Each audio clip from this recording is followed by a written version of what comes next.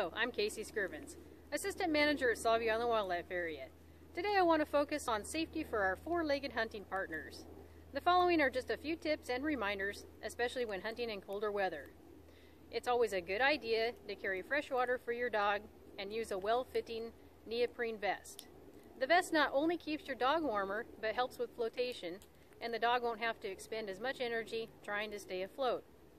Watch for signs of hyperthermia, especially if your dog has been in the water for extended periods of time.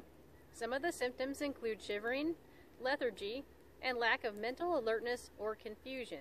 Be extremely cautious when hunting around ice. Remember, the ice will be thinner the farther you get from shore.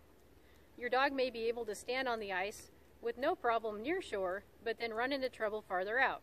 If your dog falls through and can't touch the bottom, it won't be able to get back up onto the ice.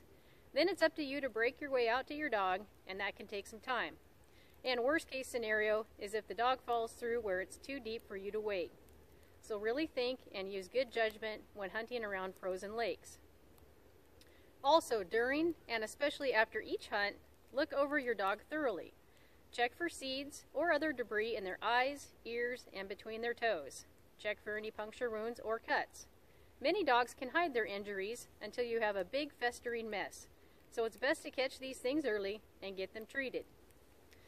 These are just a few general tips. Make sure to discuss these topics with your veterinarian. They know your dog best and can give you specific recommendations best suited for your needs.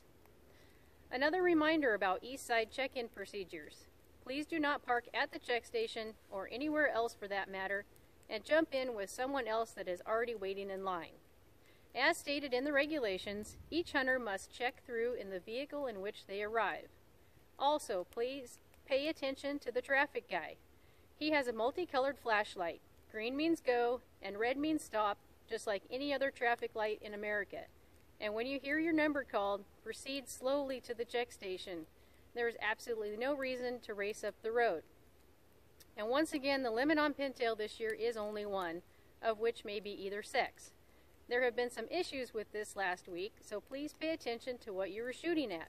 If you are not confident on your duck identification skills, please study the wing board at the check station or get a good field guide.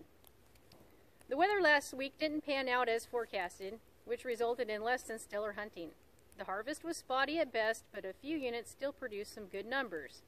Johnson 1, 2, and 3 continued to do well. McNary unit, both in the smaller ponds and out on the big water, posted good numbers. And Hunt unit had a couple of good days also.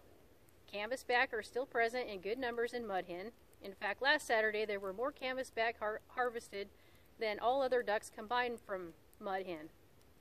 The river is forecasted to remain low until the weekend and then jump up to near 8 feet. If this holds true, it could mean much improved hunting in crane, malarkey, and Aaron units if we get weather to move the birds around. The season total is now at about 13,500 birds for an overall average of 2.2 birds per hunter. And finally, as the end of the year approaches, remember to purchase your 2018 hunting license if you are planning to hunt in January. And that is all that I have for this week. Have a safe and happy New Year.